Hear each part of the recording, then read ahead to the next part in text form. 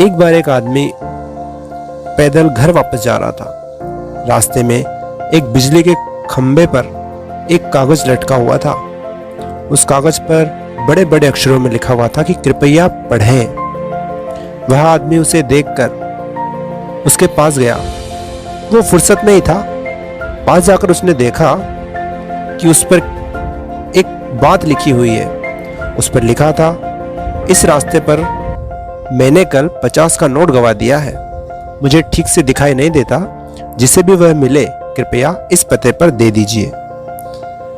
यह पढ़कर पता नहीं क्यों उस पते पर जाने की उस आदमी की इच्छा हुई। पता याद रखा।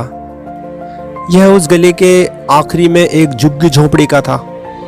वहां जाकर उसने आवाज दी तो एक वृद्ध महिला लाठी के सहारे धीरे धीरे बाहर आई।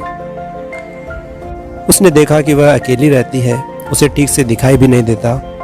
उसने पूछा, माँ जी, आपका खोया हुआ 50 का नोट मुझे मिला है। मैं वह देने आया हूँ। यह सुनकर वह वृद्धा रोने लगी। बेटा, अभी तक करीब 50-60 व्यक्ति मुझे 50-50 रुपए दे चुके हैं। मैं पढ़ी लिखी नहीं हूँ, ठीक से दिखाई भी नहीं देता।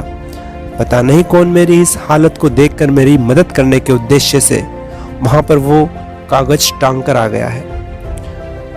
बहुत ही कहने पर ही उस वृद्धा ने उस व्यक्ति से पैसे लिए और एक विनती भी की कि बेटा, वह मैंने नहीं लिखा है, किसी ने मुझ पर तरस खाकर लिख दिया होगा। जाते जाते उसे फाड़ कर फेंक देना।